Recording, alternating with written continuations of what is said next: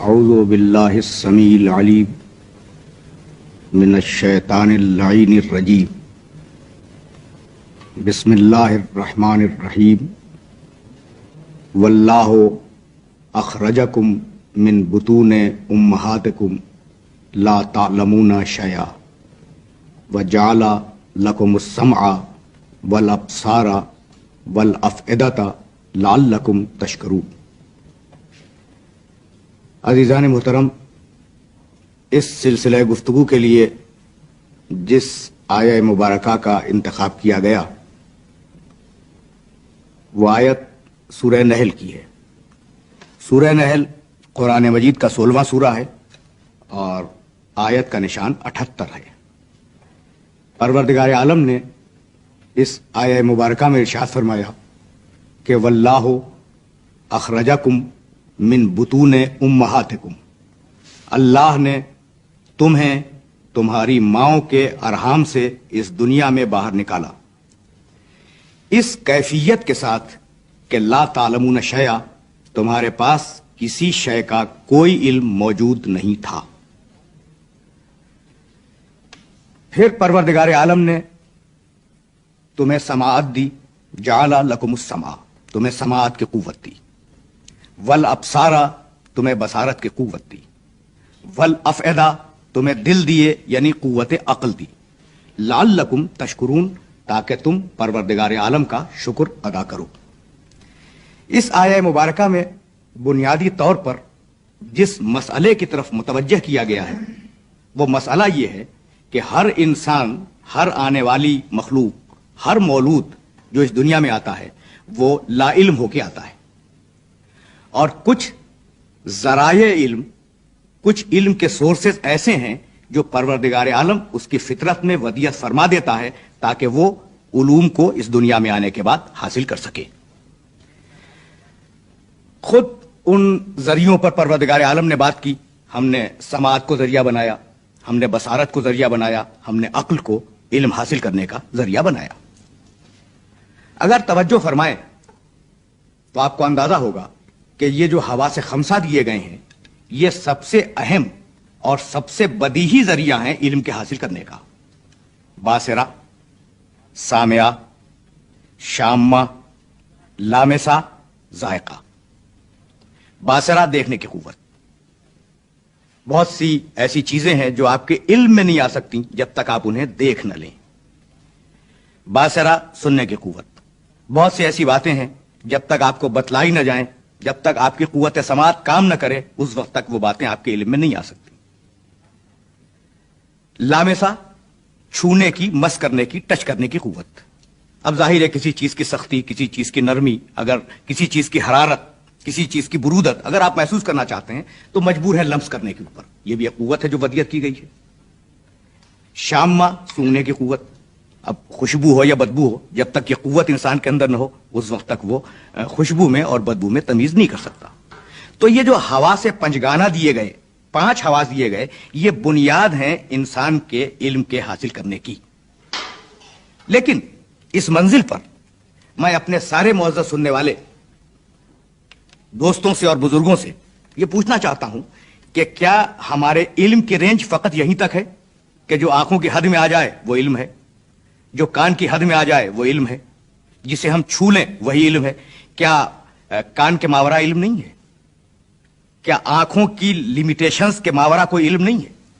تو حقیقت یہ ہے کہ یہ وہ قوتیں ہیں جنہیں ہم حواس پنجگانہ کہتے ہیں، جن قوتوں کو ایک خاص حد تک اور ایک خاص لمٹ تک ہم استعمال کر سکتے ہیں، انہیں آگے استعمال نہیں کیا جا سکتا۔ اس کائنات میں، جو کائنات اس وقت موجود ہے، اس کائنات میں اتنے لطیف ترین ذرات موجود ہیں جنہیں آنکھوں سے دیکھا نہیں جا سکتا، اور اس کائنات میں جو ہماری محسوس اور مرئی کائنات ہے، ایسی لطیف ترین آوازیں موجود ہیں جنہیں یہ کان سن نہیں سکتے۔ تو اگر یہ حواس پنجگانہ، یہ قوتیں، یہ 5 حصے جو ہمیں ودیعت کی گئی ہیں، اگر یہ مکمل ہوتی تو دنیا کی کوئی شے ہم سے پوشیدہ نہیں رہ سکتی تھی۔ اگر یہ مکمل ہوتی تو دنیا کی کوئی شے ہمارے علم کے دائرے سے باہر نہیں رہ سکتی تھی۔ اس لیے ضروری ہے کہ ان حواس کے ساتھ کسی ایک شے کا اور اضافہ ہو جو ہمارے علم میں اضافے کا سبب بنے، اور وہ ہے مشاہدہ۔ میں بھی عرض کر چکا کہ باصرہ یعنی دیکھنا. اب جو مشاہدے کے لفظ میں استعمال کر رہا ہوں وہ ہے تجربے کے مفہوم میں. ایک انسان نے اپنے ہاتھ کو آگ میں ڈال دیا, ظاہر ہاتھ جل جائے گا. اب کیا دوسری مرتبہ آپ یہ توقع رکھتے ہیں کہ وہ انسان پھر ہاتھ اپنا آگ میں ڈالے؟ نہیں ڈالے گا وہ. کیوں؟ اس لیے کہ پہلی مرتبہ اسے ایک تلخ تجربہ ہو گیا. تو حواس پنجگانہ کی بنیاد پر انسان جو ریزلٹس نکالتا ہے, جو نتائج نکالتا ہے, ان نتائج کا نام ہے تجربہ. اور ان تجربات کی بنیاد پر آج کے سائنسی علوم کی بنیادیں رکھی گئیں. تو حواس پنجگانہ علم کا پہلا ذریعہ, تجربہ علم کا دوسرا ذریعہ. عجیب بات یہ ہے کہ ہم اور آپ مل کر جو کچھ بھی علم رکھتے ہیں اس علم کی دو قسمیں ہیں. ایک وہ علم ہے جو معلومات کا ڈھیر ہے, معلومات کا مجموعہ ہے. آپ نے آسمان دیکھا, آپ کے علم میں ہے. آپ نے زمین دیکھی, آپ کے علم میں ہے. آپ یہ حجرہ دیکھ رہے ہیں, آپ کے علم میں ہے. آپ یہ قرآن مجید یہاں پہ رکھا ہوا دیکھ رہے ہیں, آپ کے علم میں ہے. یہ معلومات ہیں جو آپ کے ذہن میں جمع ہو رہی ہیں. تو ایک قوت انسان کے اندر ہے, جمع کرنے کی قوت. اور جب انسان کی فکر ذرا سی ڈیولپ ہو جائے, انسان ذرا سا اپنے شعور میں پختگی پیدا کر لے, تو پھر ایک قوت انسان میں پیدا ہوتی ہے. وہ قوت اس معلومات کے مجموعے میں نیک و بد کو تمیز دیتی ہے, خیر و شر کو تمیز دیتی ہے, اور پھر یہ فیصلہ کرتی ہے کہ ان معلومات کے مجموعوں میں سے کن چیزوں کو قبول کیا جائے اور کن چیزوں کو رد کر دیا جائے. تو وہ قوت جو معلومات کو جمع کرتی ہے اس قوت کا نام ہے نفس, اور وہ قوت جو فیصلے کرواتی ہے اس قوت کا نام ہے عقل. تو یہ تیسرا سورس ہے علم حاصل کرنے کا, جس کا نام ہے عقل. پہلا سورس حواس خمسہ, دوسرا ذریعہ علم تجربات جو مشاہدے کی بنیاد پہ نسلاً بعد نسل ہمیں انسانی میراث میں ملتے رہے. تیسرا ذریعہ عقل. عقل یقیناً علم کا سب سے بڑا اور سب سے اہم ذریعہ ہے. لیکن میں آپ سے پوچھنا چاہتا ہوں کہ دنیا کے ایک بہت بڑے طبقے نے یہ کہا کہ اگر اس دکھی انسانیت کو نجات دینی ہے فقر سے, فاقے سے, فلاکت سے, بھوک سے, تو اس کا طریقہ یہ ہے کہ ساری دنیا کے وسائل پیداوار کو نیشنلائز کر دو. کہا گیا یا نہیں کہا گیا؟ یعنی ایک اس گلوب کے اوپر بسنے والے انسانوں کے ایک بڑے خطے نے یہ کہا. یعنی گول کیا ہے, ان کا مقصد کیا ہے؟ دکھی انسانیت کو فقر سے نجات دلانا. یہ بات ذہن میں محفوظ رہے کہ یہ جو انسانیت بھوکی ہے, یہ جو انسانیت ننگی ہے, اسے فقر سے نجات دلانا ہے. تو اگر عقلیں حجت ہوں اور عقلوں ہی کی بنیاد پر سارے علوم طے ہو جائیں, تو میں نہیں کہہ سکتا کہ کس طریقے سے انسان مل کر عقلوں کو کسی ایک مرکز اور کسی ایک محور پر لا سکیں گے. تو پہلی بنیاد حواس خمسہ, دوسری بنیاد علم کی تجربہ, تیسری بنیاد عقل. اب ایک چوتھی بنیاد بھی ہے علم کی, لیکن میں اس پر ابھی گفتگو کرنا نہیں چاہ رہا ہوں. انشاءاللہ اس پہ گفتگو کروں گا. سوال یہ ہے کہ یہ جو گفتگو ہو رہی ہے کہ علم کی بنیادیں ہیں, علم کے ڈائمینشنز کتنے ہیں, علم کے اینگلز کیا ہیں؟ علم کے معنی جاننا. اب ظاہر ہے کہ میں آپ کے سامنے اگر علم کی ڈیفینیشنز بیان کروں تو تضییع وقت ہوگی. مجھے معلوم ہے کہ ارسطو نے علم کے سلسلے میں کیا کہا, میرے علم میں افلاطون نے کیا کہا, میرے علم میں ابن سینا کی تعریف کیا ہے, میرے علم میں ہے کہ فارابی نے کیا کہا. میں جانتا ہوں کہ اس عہد کے مسلم مفکرین نے علم کی تعریف کیا کی, لیکن اگر سم اپ کر لینا ان ساری تعریفوں کو تو فقط دو تعریفیں ہیں. ایک گروپ نے کہا العلم ہوا انکشاف الواقع, علم کے معنی ہے واقع کا منکشف ہو جانا, حقیقت کا منکشف ہو جانا. یہ ایک گروہ ہے. دوسرے گروہ کا خیال ہے علم کے سلسلے میں العلم ہوا حصول و صورت الشیء عند العقل یا فی العقل. اس میں یونانی مفکرین نے اختلاف کیا ہے, کسی شے کی تصویر کا عقل کے قریب آ جانا یا عقل کے اندر آ جانا. تو اب علم کی جو بھی ڈیفینیشن ہو, واقع کا انکشاف ہو یا کسی شے کی تصویر کا ذہن میں آ جانا ہو, ڈائمینشنز کتنے ہیں علم کے دیکھنا تو یہ ہے. تو جناب ڈائمینشنز 3 ہیں. یعنی علم کے زاویہ نظر, ہم جس مادی دنیا میں زندگی گزار رہے ہیں اس مادی دنیا میں علم کی تعریف کیا ہے؟ علم کی تعریف فقط اور فقط اتنی ہے, یاد رکھیے گا میرے جملے کو, علم کی تعریف اس 20ویں صدی میں فقط اور فقط اتنی ہے کہ یہ جو دنیا محسوس ہے, یہ جو دنیا نظر آ رہی ہے, اس میں تجسس کرو, اس کے حقائق کو معلوم کرو, اور اس کے ماورا جو کچھ ہے وہ اوہام ہے اور خرافات ہیں. یعنی میں پوری ذمہ داری سے یہ بات عرض کر رہا ہوں. اگر آپ رسل کی کتابیں اٹھا کے دیکھیں, پروفیسر جوڈ کی کتابیں اٹھا کے دیکھیں, پروفیسر جان ڈیوی کی کتابیں اٹھا کے دیکھیں, تو آپ کو اندازہ ہوگا کہ جو محسوس و مشاہد ہے, یعنی وہ دنیا جو حس میں آ جائے, اور وہ دنیا جو مشاہدے میں آ جائے اور وہ دنیا جو تجربے میں آ جائے، فقط اس پر ریسرچ کرنا علم ہے، اور اس کے ماورا جو کچھ ہے وہ وہم ہے، وہ خرافات ہے، وہ کہانیاں ہیں، وہ اساطیر ہیں، وہ قابل بھروسہ نہیں ہے۔ یہ ایک رخ، دین کوئی شے نہیں ہے، جو کچھ ہے یہ مادی دنیا ہے۔ یہ ایک اپروچ ہے۔ اس کے بالکل بالمقابل ایک دوسری اپروچ ہے، اور وہ دوسری اپروچ اس گلوب پر 16ویں اور 17ویں صدی عیسوی میں پیدا ہوئی، جب چرچ نے یہ کہا کہ جو کچھ ہے وہ دین ہے، اور یہ جو علمی تحقیقیں ہو رہی ہیں یہ غلط ہیں، اور ہم اگر کسی نے کوئی علمی تحقیق کی تو سزا دیں گے۔ کیا آپ کے علم میں نہیں ہے کہ بڑے بڑے محققین کو، بڑے بڑے مجدین کو، بڑے بڑے منکشفین کو سزائیں دی گئی چرچ کی طرف سے؟ تو ایک گروہ نے کہا کہ جو کچھ نظر آ رہا ہے مادی دنیا، بس یہی سب کچھ ہے، اس کے علاوہ کچھ نہیں ہے۔ یہ ایک اپروچ ہے۔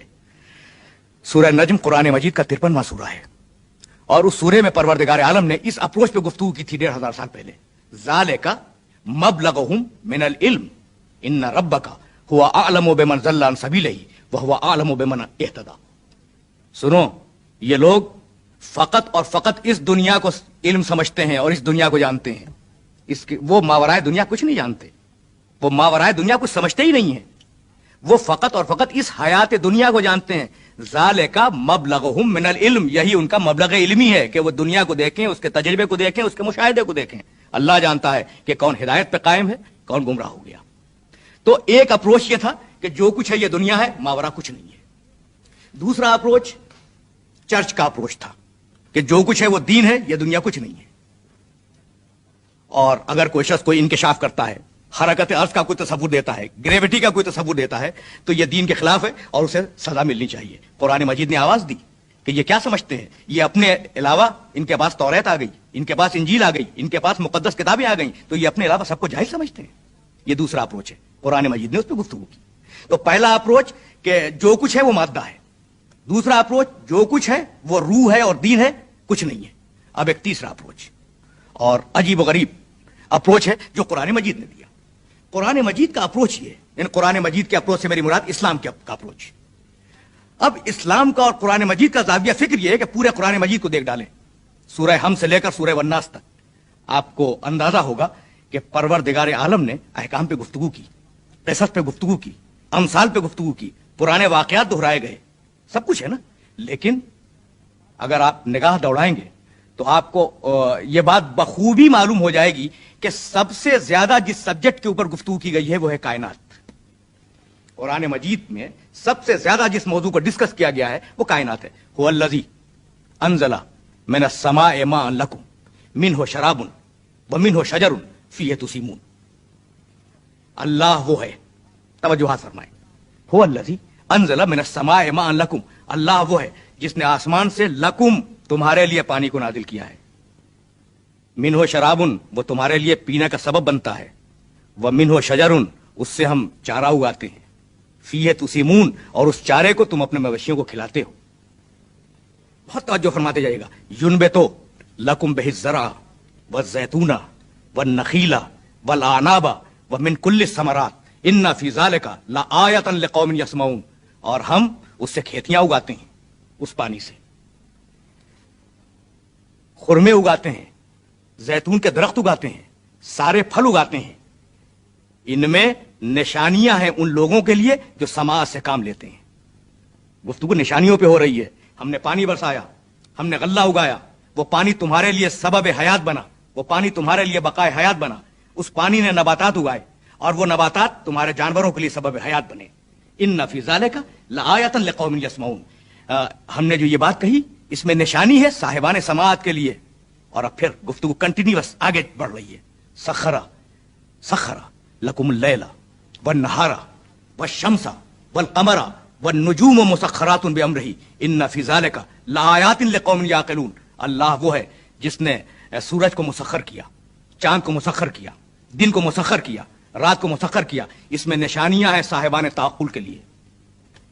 یہ نشانیاں کیا ہیں؟ غور کرو۔ یعنی کائنات فقط دین نہیں ہے، کائنات فقط روحانیت نہیں ہے، دنیا میں غور کرو۔ آیت رک نہیں ہے اس مقام کے اوپر، اور آگے بڑھی۔ بہت توجہ فرمائیے گا۔ سخر لکم الشمس والقمر واللیل والنہار والنجوم مسخرات بامرہ ان فی ذلک لآیات لقوم یعقلون وما ذرأ لکم فی الارض مختلفا الوانہ ان فی ذلک لآیۃ لقوم یذکرون. اور دیکھو پانی کا مزاج ایک، اس کی کیفیت ایک، زمین کا مزاج ایک، لیکن جب پودے نکلے تو رنگ برنگے نکلے. اس میں نشانی ہے صاحبان ذکر کے لیے، اس میں نشانی ہے صاحبان فکر کے لیے. قرآن اور آگے بڑھا. اسی سورہ سے میں کچھ مثالیں پیش کرنا چاہ رہا ہوں. قرآن اور آگے بڑھا، اور آگے بڑھنے کے بعد قرآن نے آواز دی وَأَوْحَىٰ رَبُّكَ إِلَى النَّحْلِ أَنِ اتَّخِذِي مِنَ الْجِبَالِ بُيُوتًا وَمِنَ الشَّجَرِ وَمِمَّا يَعْرِشُونَ ثُمَّ كُلِي مِن كُلِّ الثَّمَرَاتِ فَاسْلُكِي سُبُلَ رَبِّكِ ذُلُلًا يَخْرُجُ مِن بُطُونِهَا شَرَابٌ مُخْتَلِفٌ أَلْوَانُهُ فِيهِ شِفَاءٌ لِلنَّاسِ إِنَّ فِي ذَلِكَ لَآيَةً لِقَوْمٍ يَتَفَكَّرُونَ. تمہارے اللہ نے شہد کی مکھی پر وحی نازل کی. اب یہ وہ الہام فطری ہے جو ہر مخلوق پر پروردگار عالم کی طرف سے نازل ہو رہا ہے. دنیا کا کوئی انسان ایسا نہیں ہے جو الہام فطری سے ڈسکنیکٹ ہو جائے. یعنی آپ یہ نہ سمجھیں کہ آپ کے اوپر توفیق الہی نہیں آ رہی ہے، یعنی ذریعہ علم آپ کے پاس بھی ہے. پروردگار عالم جو توفیق عطا فرماتا ہے وہ ذریعہ علم ہے. وَأَوْحَىٰ رَبُّكَ إِلَى النَّحْلِ تمہارے رب نے شہد کی مکھی پہ وحی کی. کیا ہے وحی؟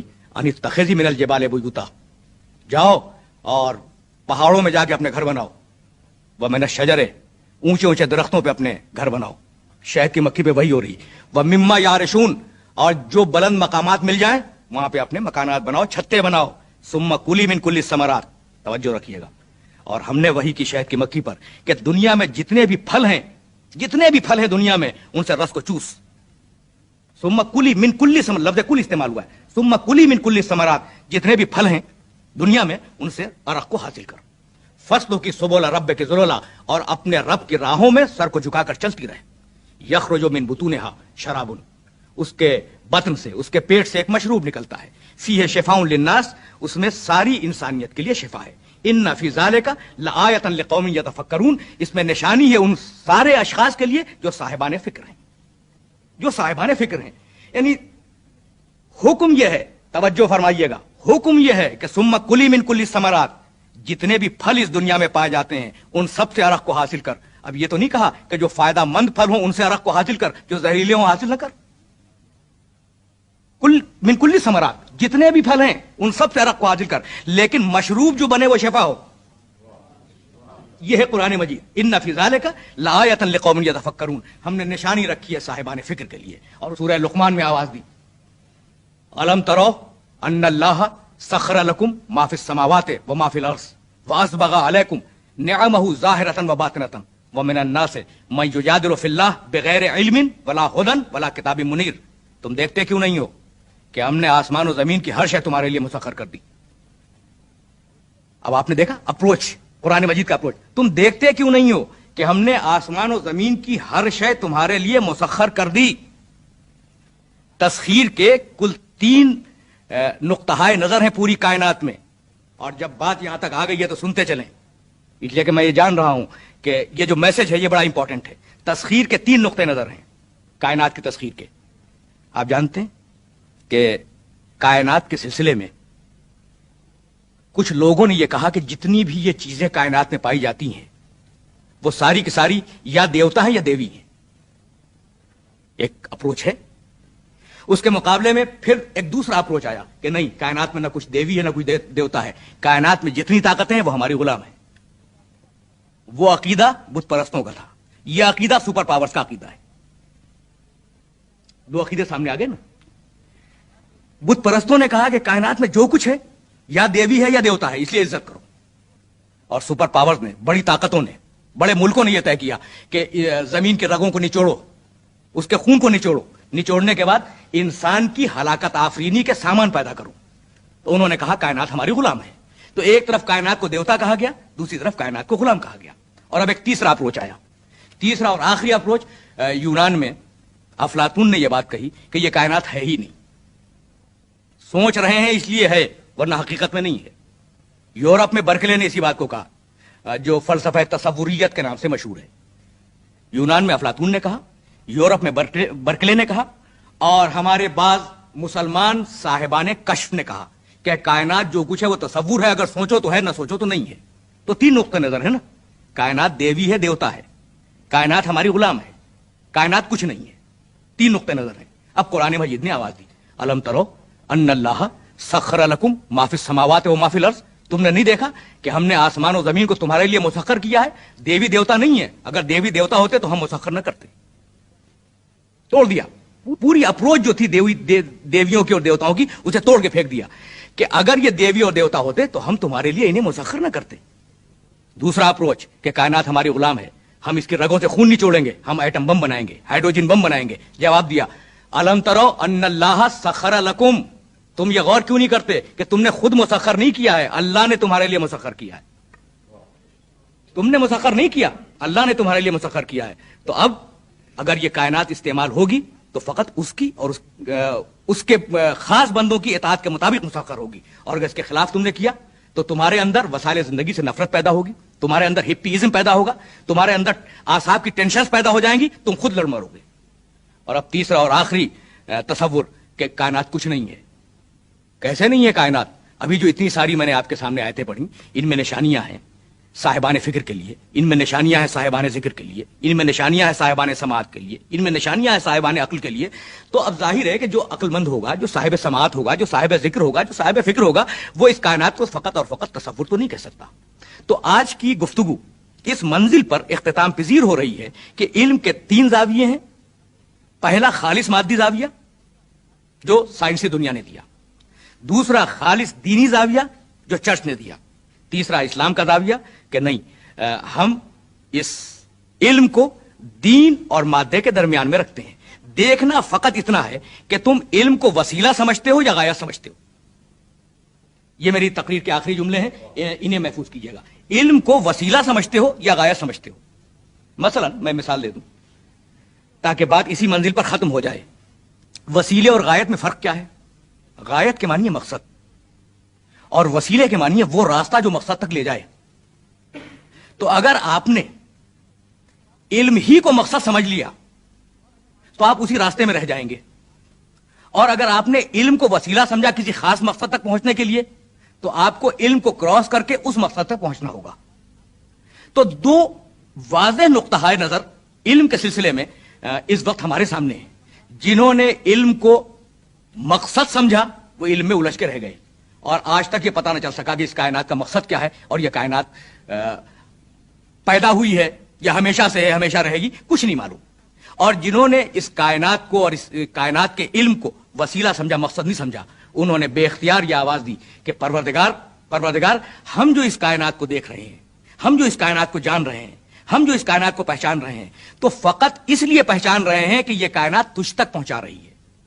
तो हमारा इस्लामी नुक्ता नजर इल्म के सिलसिले में यह है कि इल्म को कभी मकसद न समझा जाए, वसीला समझा जाए, और वसीला समझा जाए मारिफत इलाही का, कि हमें इस इल्म और इस कायनात के जरिए परवरदिगार आलम की मारिफत हासिल करनी है और उससे करीब तर होना है। आपने भी फरमाया कि इंसान जो है वो जमीन की रगों को निचोड़ेगा, और निचोड़ रहा है और अपने लिए शर पैदा कर रहा है, और ये बात साबित है। तो एक मुबल्लिग की हैसियत से, एक आलिम की हैसियत से आप आने वाली नस्ल के लिए क्या पैगाम देंगे कि वो मिसाल के तौर पे एटम बम की तरफ इतनी दौड़ रही है, जो आने वाली जनरेशन है, वो किस हद तक सही है या गलत है? जाहिर है कि कुरान मजीद ने जो कुछ भी दिया है वो गैर जानिबदार दिया है। मैंने किसी मंजिल पर यह अर्ज किया था कि सूरह वज़्ज़ुहा में परवरदिगार आलम ने कहा कि बिस्मिल्लाहिर्रहमानिर्रहीम वश्शम्सि वज़ुहाहा वल क़मरि इज़ा तलाहा वन नहारि इज़ा जल्लाहा वल लैलि इज़ा यग़शाहा वस समाइ वमा बनाहा वल अर्ज़ि वमा तहाहा व नफ्सिन वमा सव्वाहा। कसम है नफ्स की कि अल्लाह ने उसे कितना अच्छा बनाया। फ़अल्हमहा फ़ुजूरहा व तक़वाहा, और उसमें दोनों कुव्वतें रख दी, फिस्को फुजूर की ताकत भी रखी और तक़वे की ताकत भी रखी। तो हर इंसान न्यूट्रल है, हर इंसान गैर जानिबदार है। मैं उसको मजीद वाज़ेह करूं, छुरी एक गैर जानिबदार आला है। उस छुरी से आप चाहें तो सेब काट लें और उस छुरी को चाहे किसी इंसान के पेट में घोंप दें, तो ये आपका अपना अमल है। तो परवरदिगार आलम ने जितनी भी कुव्वतें आपको वदियत फरमाई हैं वो सारी की सारी गैर जानिबदार कुव्वतें हैं, और अगर उन गैर जानिबदार कुव्वतों में उस कुव्वत अक्ल के फैसले को सामने रखते हुए अमल करते रहें कि भाई ये खैर है और ये शर है, ये नेक है और ये बद है, तो कोई सबब नहीं है कि इंसान सलाम की तरफ और अमन आलम की तरफ न बढ़ जाए। बात सारी ये है कि इख्तिदार की रेस है, तौसी पसंदी की रेस है, और हर इंसान में जो एक हुब्बे जाह पाई जाती है, उस रेस ने सारी इंसानियत को तबाह बर्बाद कर दिया है। وآخر دعوانا ان الحمدللہ رب العالمین.